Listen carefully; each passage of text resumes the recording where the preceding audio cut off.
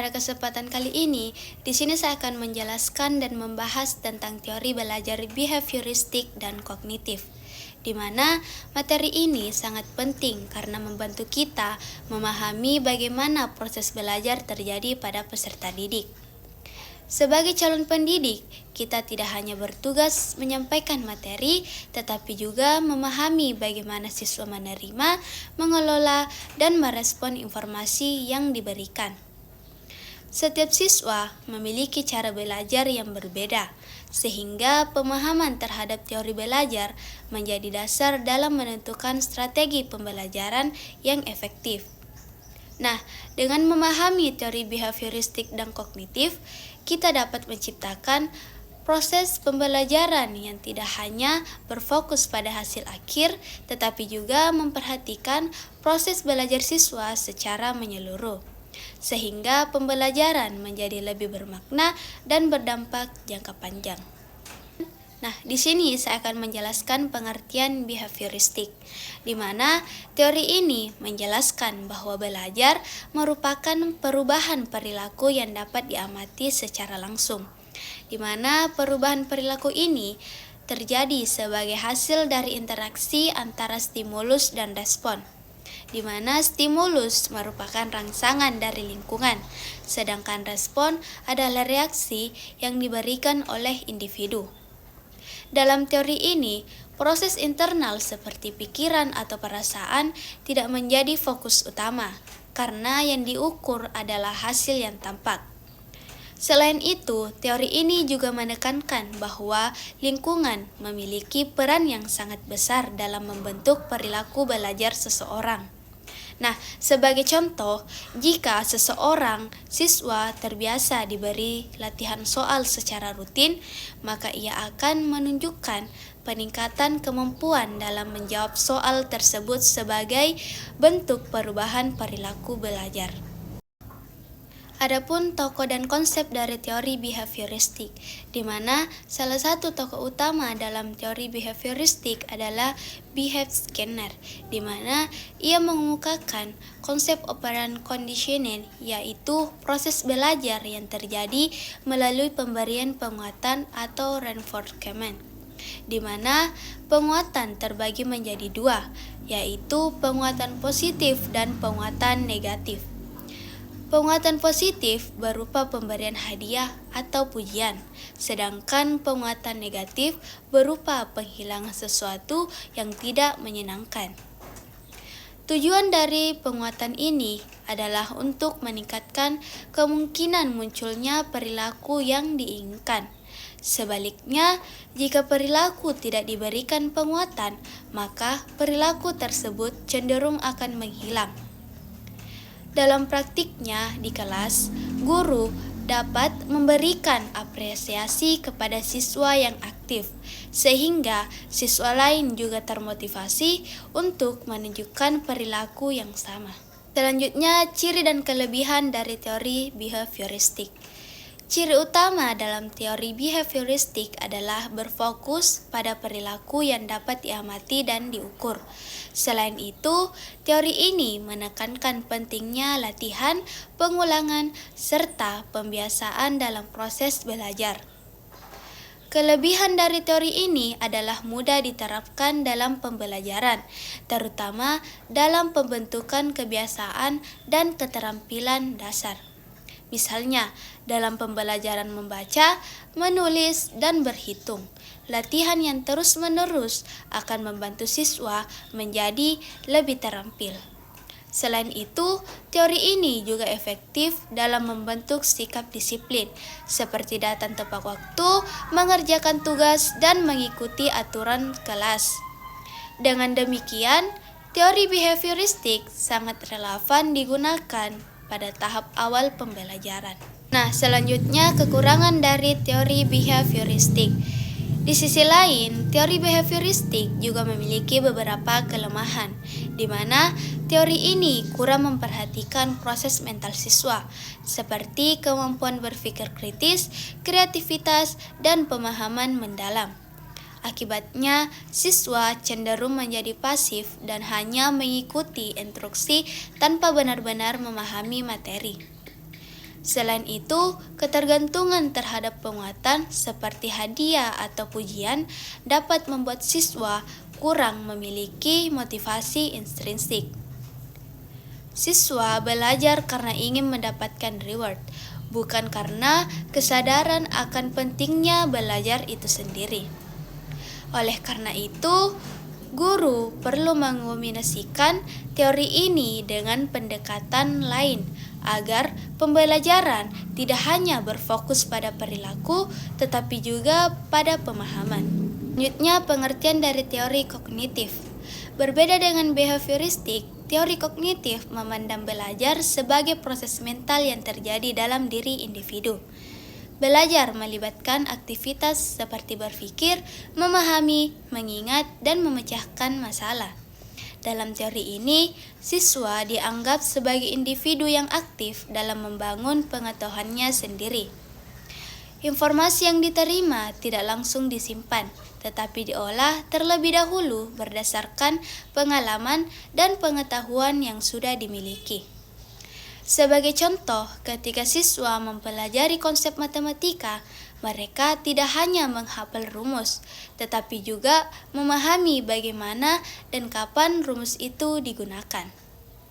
Dengan demikian, pembelajaran menjadi lebih bermakna dan tidak mudah dilupakan. Adapun tokoh dan konsep dari teori kognitif. Salah satu tokoh utama dalam teori kognitif adalah Jean Piaget, di mana ia menjelaskan bahwa perkembangan kognitif terjadi melalui dua proses utama, yaitu asimilasi dan akomodasi. Di mana asimilasi adalah proses memasukkan informasi baru ke dalam struktur pengetahuan yang sudah ada. Sedangkan akomodasi adalah proses menyesuaikan struktur pengetahuan lama agar sesuai dengan informasi baru. Kedua proses ini berlangsung secara terus-menerus dalam pembelajaran. Selain itu, Piaget juga menjelaskan bahwa setiap individu memiliki tahapan perkembangan kognitif, sehingga kemampuan berpikir siswa berbeda dengan seusianya. Oleh karena itu, guru perlu menyesuaikan metode pembelajaran dengan tahap perkembangan siswa agar materi dapat dipahami dengan optimal. Sebagai kesimpulan, teori behavioristik dan kognitif memiliki perbedaan yang cukup mendasar, di mana teori behavioristik menekankan pada perubahan perilaku yang dapat diamati, sedangkan teori kognitif menekankan pada proses mental dalam belajar. Meskipun berbeda, kedua teori ini saling melengkapi dalam praktik pembelajaran, di mana guru dapat menggunakan pendekatan behavioristik untuk membentuk kebiasaan dan disiplin, serta pendekatan kognitif untuk meningkatkan pemahaman dan kemampuan berpikir siswa. Dengan mengombinasikan kedua teori ini, pembelajaran dapat menjadi lebih efektif, tidak hanya menghasilkan siswa yang mampu, tetapi juga memahami. Sebagai calon pendidik, kita diharapkan mampu memilih dan menerapkan teori belajar yang sesuai dengan kebutuhan siswa agar tujuan pembelajaran dapat tercapai secara maksimal. Selanjutnya di sini saya akan menjelaskan pengertian motivasi belajar. Motivasi belajar merupakan dorongan yang berasal dari dalam maupun luar diri seseorang yang menyebabkan individu tersebut melakukan kegiatan belajar. Dalam konteks pendidikan, motivasi ini sangat penting karena menjadi kekuatan utama yang menggerakkan siswa untuk belajar, mempertahankan aktivitas belajar, serta mencapai tujuan yang diinginkan. Motivasi memiliki beberapa fungsi utama. Yang pertama yaitu sebagai pendorong, di mana memberikan energi kepada siswa untuk mulai belajar. Yang kedua yaitu sebagai pengarah perilaku, yang dimana menentukan tindakan apa yang akan dilakukan siswa dalam proses belajar. Dan yang ketiga yaitu motivasi juga berfungsi untuk memengaruhi hasil belajar. Karena siswa yang memiliki motivasi tinggi cenderung lebih fokus, tekun, dan tidak mudah menyerah. Adapun teori motivasi, di mana salah satu tokoh penting dalam teori motivasi adalah Abraham Maslow, di mana ia mengemukakan teori kebutuhan bertingkat atau dikenal dengan hierarki kebutuhan. Menurut Maslow, kebutuhan manusia tersusun secara berjenjang, mulai dari kebutuhan paling dasar hingga kebutuhan bertingkat tinggi. Kebutuhan tersebut meliputi kebutuhan fisiologis seperti makan dan beristirahat, kebutuhan rasa aman, kebutuhan sosial, kebutuhan penghargaan, hingga kebutuhan aktualisasi diri. Aktualisasi diri merupakan tingkat tertinggi, yaitu kondisi ketika seseorang mampu mengembangkan potensi dirinya secara maksimal. Nah, teman-teman, adapun jenis motivasi, di mana motivasi belajar dibagi menjadi dua jenis, yaitu motivasi intrinsik dan motivasi ekstrinsik. Motivasi intrinsik adalah motivasi yang berasal dari dalam diri individu, seperti rasa ingin tahu, minat, dan keinginan untuk berkembang. Siswa yang memiliki motivasi intrinsik biasanya belajar dengan kesadaran diri tanpa harus dipaksa. Sedangkan motivasi ekstrinsik adalah motivasi yang berasal dari luar diri individu, seperti nilai, hadiah, pujian, maupun hukuman. Motivasi ini biasanya muncul karena adanya dorongan dari lingkungan sekitar. Kedua jenis motivasi ini sama-sama memiliki peran penting dalam pembelajaran. Namun, motivasi intrinsik lebih diutamakan karena dapat membuat siswa belajar secara mandiri dan berkelanjutan. Oleh karena itu, guru perlu menumbuhkan motivasi intrinsik sekaligus memanfaatkan motivasi ekstrinsik secara bijak sebagai pendukung. Nah, selanjutnya dinamika psikologis. Dinamika psikologis merupakan kondisi mental yang dialami oleh siswa selama proses pembelajaran, di mana kondisi ini mencangkup aspek pikiran, emosi, serta perasaan yang dapat memengaruhi cara belajar siswa. Setiap siswa memiliki kondisi psikologis yang berbeda-beda, dan kondisi ini dapat berupa ketergantungan situasi yang dihadapi. Misalnya, siswa yang merasa percaya diri dan nyaman akan lebih aktif dalam bertanya, berdiskusi, dan mencoba hal baru. Sebaliknya, siswa yang merasa cemas, takut, atau kurang percaya diri cenderung menjadi pasif dan kurang berani berpartisipasi. Hal ini menunjukkan bahwa emosi dan pikiran memiliki peran yang sangat penting dalam keberhasilan belajar siswa. Nah, selanjutnya faktor yang mempengaruhi motivasi belajar dan dinamika psikologis siswa. Faktor yang pertama yaitu minat, di mana ketertarikan siswa terhadap sesuatu pelajaran. Semakin tinggi minat siswa, maka semakin besar motivasi belajarnya. Yang kedua adalah emosi, yaitu perasaan yang dialami siswa selama belajar. Emosi yang positif seperti senang dan antusias akan meningkatkan semangat belajar, sedangkan emosi negatif dapat menghambat proses belajar. Yang ketiga adalah kepercayaan diri, yaitu keyakinan siswa terhadap kemampuan dirinya sendiri, di mana siswa yang percaya diri cenderung lebih berani mencoba dan tidak mudah menyerah ketika menghadapi kesulitan. Dan yang keempat adalah lingkungan, baik lingkungan keluarga, sekolah, maupun teman sebaya.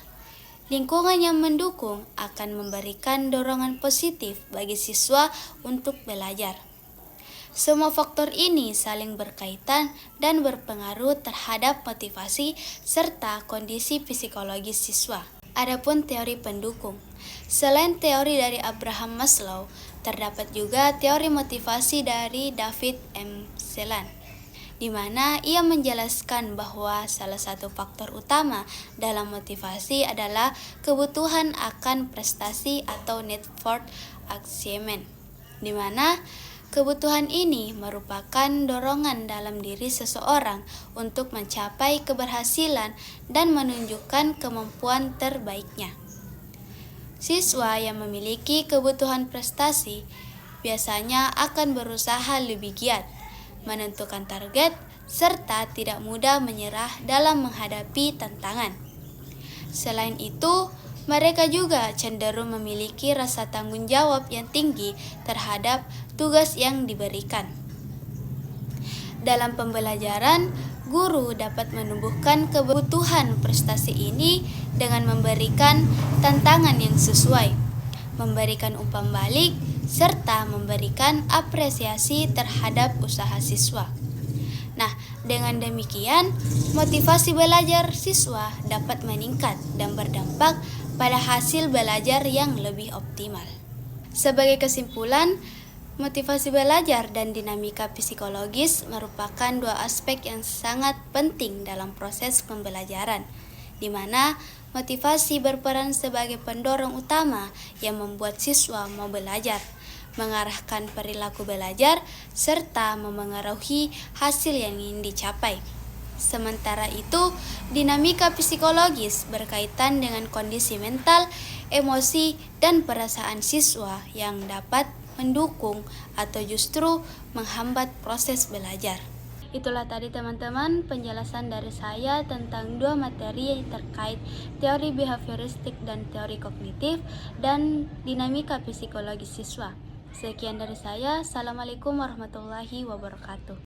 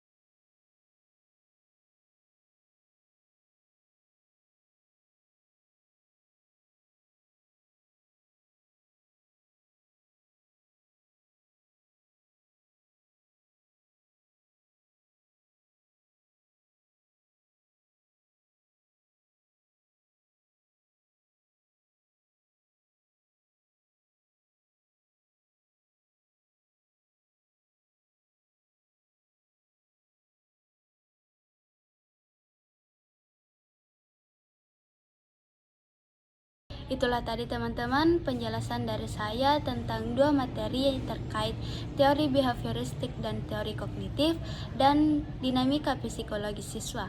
Sekian dari saya. Assalamualaikum warahmatullahi wabarakatuh.